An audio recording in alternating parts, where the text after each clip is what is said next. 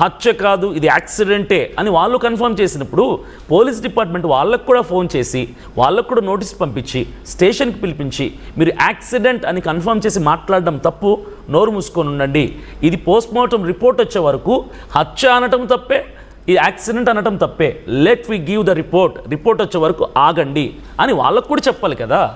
Right. Only పాస్టర్స్ని ఎందుకు target చేసి పంపిస్తున్నారు? మాట్లాడే వాళ్ళని ఎందుకు అడుగుతున్నారు? మరి వాళ్ళు కూడా మాట్లాడుతున్నారు. We have lot of questions అండి. ఇంకొక ఇంట్రెస్టింగ్ డిస్కషన్ స్టార్ట్ అవుతుంది ఆయన లిక్కర్ కి సంబంధించి.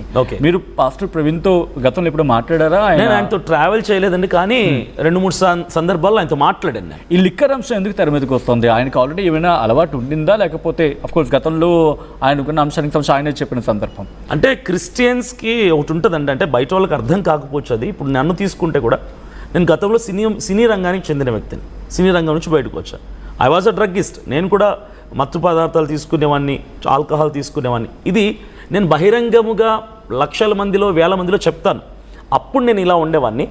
యేసు ప్రభువుని నమ్ముకున్నాక, రక్షింపబడ్డాక వాటిని విడిచిపెట్టాను. ప్రవీణ్ పగడాల గారు కూడా అనేక సందర్భాల్లో ఐ వాజ్ అ డ్రగ్గిస్ట్ అని చెప్పాడు ఆయన. నేను వెసరపరుణ్ణి, చాలా బ్యాడ్ హ్యాబిట్స్ ఉండేవి నాకు, నీ తాగేవని అని చెప్పాడు ఆయన. అది పాత జీవితం. క్రీస్తులోనికి వచ్చాక కొత్త జీవితం అనేది ఒకటి ఉంటుంది. కొంతమంది కూడా ఇదేం మాట్లాడుతుంటే ఆయనే చెప్పాడు తాగుతానంటే, ఆయనే చెప్పాడంటే ఇప్పుడు నేను చెప్పాను చాలా చోట్ల. అంటే అర్థం ఏంటి? అది నా పాత జీవితం. క్రీస్తులోనికి వచ్చాక అది విడిచిపెట్టాను, మర్చిపోయాను, అది వదిలేశాను అని అర్థం. ప్రవీణ్ పగడాల గారికి అన్నీ ఉన్నాయి అలవాట్లు, కానీ ఆయన యేసయ్యలోకి వచ్చాక నమ్ముకున్నాక ప్రభువుని అన్నీ విడిచిపెట్టి కొత్త జీవితం స్టార్ట్ చేశాడు ఆయన. ఆయన లక్షల మందికి ఇన్ఫ్లుయెన్సర్ అండి, ఆయన ఇన్స్పిరేషన్. ఆయన అలాంటి ఆయన ఇలా తాగుడు ఎందుకు వెళ్తారు? షాప్స్ దగ్గర ఆయన లిక్కర్ తీసుకున్నారు. ఆ సిసిటీవీ ఫుటేజెస్ కి సంబంధించిన చూసాను. ఎందుకంటే ఒక చోట తీసుకున్నారంటే కనుక ఫర్ సపోజ్ ఎవరికైనా ఫ్రెండ్స్ కో లేకపోతే ఎవరైనా కాల్ చేశారు తీసుకెళ్ళారు అనుకోవచ్చు, కానీ ఐ థింక్ 2 లొకేషన్స్ లో మాత్రం ఆయన లిక్కర్ కొన్నట్టు మనకి ఆ సీసీ ఫుటేజెస్. ఇప్పుడు నాకు ఒక క్వశ్చన్ రైజ్ చేస్తాను. మీరు అన్నారు లిక్కర్ పర్చేస్ చేస్తున్నట్టుగా వైన్ షాప్లో ఫుటేజ్ ఉంది. ఓకే, నేను ఒకటి అడుగుతాను. ప్రవీణ్ పగడాల గారు ఆయన మేము అడిగాము, ఫుటేజెస్ అడిగాం. ఆయన ఇప్పుడు ఏం ఫుటేజ్ ఎతకాలి? రోడ్డు మీద ఉన్న సిగ్నల్స్ దగ్గర, హైవే మీద ఉన్నటువంటి ఫుటేజ్ ఎతకాలి. అసలు ప్రవీణ్ పగడాల గారు ఆయన ఫుటేజ్ ఎతకాలంటే ఏ పాస్టర్స్ దగ్గరనో, ఏ చర్చెస్ దగ్గరనో, ఏ రోడ్డు మీద ట్రావెల్ చేసినట్టు రోడ్డు మీదనే వెతకాలి. వైన్ షాప్లో ఎందుకు ఎతికారు? It's my point. వైన్ షాప్లో ప్రవీణ్ పగడాల గారి ఫుటేజ్ ఎందుకు ఎతికారు? అసలు ఎవరు ఎతికారు?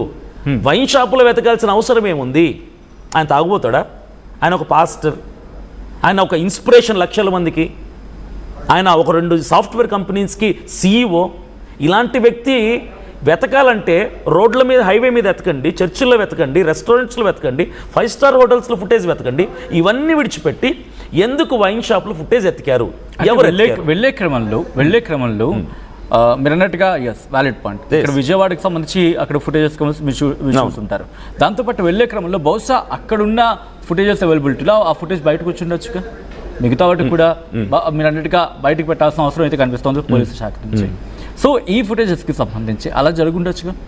లేదండి, ఛాన్సే లేదండి. ఇప్పుడు ఇంకోటి చెప్తాను నేను. సరే, అక్కడ ప్రవీణ్ పగడాల గారే అనుకుందాం.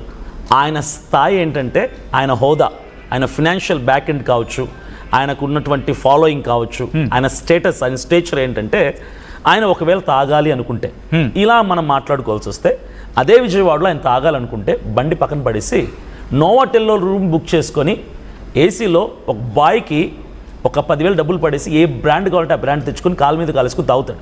అదే ఆయన స్టేచర్. ఇదే క్వశ్చన్. Right, continue. ఎందుకు ఆయన రోడ్డు మీద ఉన్నటువంటి చిన్న వైన్ షాప్కి వెళ్ళి మందు కొంటాడు? ఇప్పుడు చర్చికి వెళ్ళే నార్మల్ విశ్వాస్ అండి. చర్చికి వెళ్ళి ఒక భక్తుడు అంటే వాడు ప్రసంగాలు ఏం చేయడు.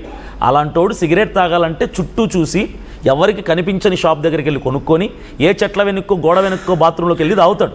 అది క్రిస్టియన్లో ఉన్నటువంటి సంప్రదాయం, ఆ సంస్కృతి అలాంటిది. అయితే ఇంత పేరు మోసినటువంటి పాస్టర్ గారు అంత రోడ్డు మీద ఒక చిన్న వైన్ షాప్ దగ్గరికి వెళ్ళి అంత చిల్లర కొనుక్కొని తాగుతాడా? ఏం ఆయన దగ్గర డబ్బు లేదా? ఆయన వెళ్ళాలంటే హోటల్కి వెళ్ళడా? అక్కడెందుకు తాగాలి? సరే, హై లిక్కర్ మార్ట్స్కి వెళ్తాడు.